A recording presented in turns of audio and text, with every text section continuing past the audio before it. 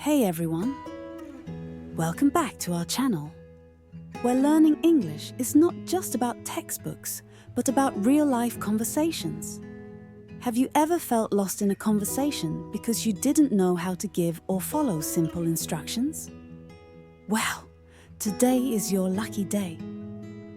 We're going to dive into one of the most practical and essential parts of everyday English: simple commands and requests. Imagine how much more confident you'll feel when you can ask for help, give directions, or even just follow along in a conversation with ease.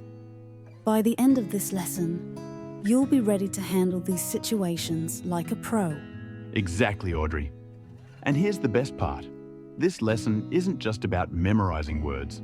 We're going to give you real-life scenarios, fun exercises, and a set of vocabulary words that you can start using right away. So, if you've ever wondered how to politely ask someone to please wait or confidently give a friend directions, stick around. We promise that by the end of this 30-minute session, you'll have the tools you need to make these commands and requests second nature. That's right, Theodore. And don't forget, we've got a special interactive challenge at the end of the video to test your new skills. Trust us, you won't want to miss it. So grab your notebook, get comfortable, and let's get started. All right, let's start with something we all encounter: giving directions. Picture this. You're in a new city and someone asks you how to get to a popular landmark. What do you say? Simple direction words like go straight, turn left, and turn right are going to be your go-to phrases. Exactly. And it's not just about the words, it's about being clear and concise. For example, you might say, go straight for 2 blocks, then turn left at the big red building, or turn right at the corner and the bookstore will be on your left. Being able to give directions clearly can make you super helpful and also boost your confidence in speaking English. Let's practice together. Think of a place near your home, a park, a cafe, or a store.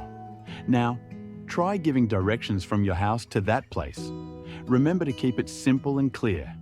For example, go straight down the street, turn left at the bakery, and you'll see the park on your right. See? Easy, right? And if you're feeling adventurous, you can try this out the next time you're out with friends or family. Giving directions is a great way to practice English in real-life situations.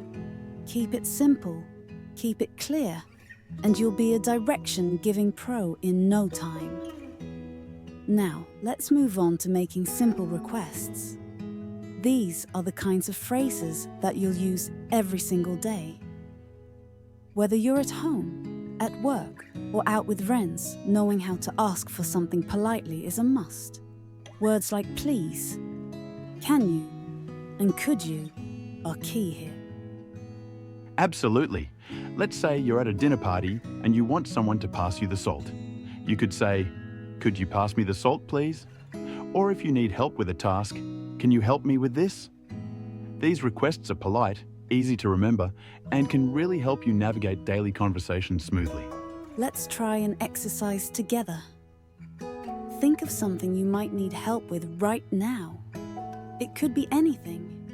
Maybe you need help finding a book, or you want someone to turn down the music. Now, form a polite request using could you or can you. For example, can you show me where the library is? Or could you turn the music down a bit? Practicing these requests will make them feel natural in no time. And here's a pro tip. Always add please to make your requests even more polite. People appreciate politeness, and it makes your English sound much more refined. So next time you need something, remember to make a simple, polite request. Okay, now that we've covered making requests, let's talk about giving instructions. Giving instructions is all about telling someone how to do something step by step. This is especially useful in the kitchen, at work, or even when helping someone with a tech problem. The key words you'll need are put, take, and press. Imagine you're teaching someone how to make a cup of tea. You might say, take the kettle, fill it with water, then press the button to boil. Or if you're helping someone set up their phone, you could say, press the power button, then put in your password. These instructions are simple, but they get the job done. Let's practice giving instructions for something simple. Think of a task you do every day, maybe making breakfast or setting the table. Now, try explaining that task step by step. For example, put the bread in the toaster, press the lever down, and when it's done, take it out carefully. Practicing these kinds of instructions will help you get comfortable giving directions in English. And don't worry if it feels a bit tricky at first. The more you practice, the easier it gets. Giving instructions is all about clarity and simplicity, so just take it one step at a time. Now, let's flip the script and talk about understanding and following commands. Just as important as giving instructions is the ability to understand them. Phrases like listen carefully, watch out, and hold on are ones you'll hear often, especially when someone needs you to pay attention or act quickly. For example, if you hear watch out, it's a warning, so you should be careful. Or if someone says hold on, it means they need you to wait for a moment. These commands are short, but they're packed with meaning, so it's important to recognize them instantly. Let's do a quick exercise. Imagine someone says, listen carefully, then press the red button. What do? It's all about paying attention and responding quickly. Practicing with these types of commands will help you get used to reacting appropriately in different situations. And here's a tip. If you're ever unsure about a command, don't hesitate to ask for clarification. You can simply say, could you repeat that please? Or, what does that mean? It's always better to ask than to guess. Now, let's talk about polite suggestions and commands. This is where English really shines because you can make a command sound gentle and inviting. Words like let's, why don't you, and how about are great for suggesting something without sounding too forceful. For example, let's go to the park this weekend. Or, how about we try that new restaurant? These phrases are perfect for making plans or offering ideas in a friendly, non-threatening way. Try using these phrases in a conversation with a friend or family member. It's a great way to practice making suggestions in a way that's polite and engaging. And remember, using let's is a great way to include yourself in the plan, making it feel more like a team effort. Polite suggestions can really enhance your conversations, so don't be afraid to use them. They're a great tool for making your English sound more natural and friendly. Now that we've covered the basics, let's take it a step further and expand your vocabulary with some more advanced commands and requests. Words like request, command, demand, suggest, and advise are slightly more formal, but very useful in more professional or serious settings.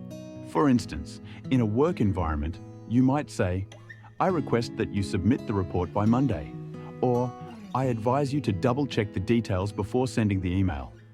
These phrases are more formal and show a higher level of English proficiency. Let's practice with a quick role play. Imagine you're in a meeting at work, and you need to suggest a new idea. How would you phrase it? For example, I suggest we look at the data from last quarter before making a decision. This practice will help you feel more comfortable using formal language when it's needed. And remember, these advanced phrases can really set you apart in professional settings, so it's worth taking the time to learn them. They show that you're confident and capable in your communication. All right, it's time for our interactive challenge. We've talked a lot about commands and requests today, so let's put your skills to the test. I'm going to give you a few scenarios, and I want you to respond with the correct command or request. Are you ready?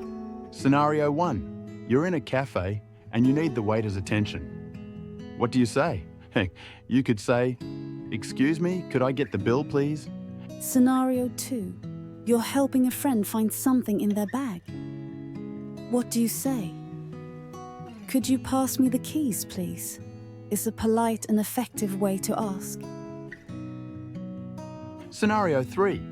You're giving directions to someone on the street. What do you say? "Go straight, then turn left at the traffic light is clear and easy to follow." You all did amazing. Keep practicing these scenarios, and soon, commands and requests will be second nature to you. What a lesson, right? Today, we've covered everything from giving directions to making polite requests and even some advanced vocabulary. These are skills that you'll use every day. And we're so excited to see how much more confident you'll become in your English conversations. Remember, the more you practice, the easier it will get.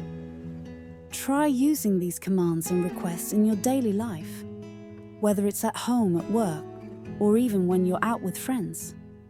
The key is to keep it simple, keep it polite, and most importantly, have fun with it. And don't forget, we've got plenty more lessons just like this one. So if you enjoyed today's video, make sure to subscribe, hit the notification bell, and leave us a comment below. We love hearing from you and knowing what topics you'd like to learn about next. Thanks for joining us today, everyone. Keep practicing, stay curious, and remember, every little step you take brings you closer to mastering English. Until next time, happy learning. Challenge of the day. Write down a simple command or request you used today and share it in the comments. Let's see how many different phrases we can come up with together. Thanks for watching. Don't forget to check out our other videos and playlists for more fun and interactive English lessons. Keep practicing, and we'll see you in the next video.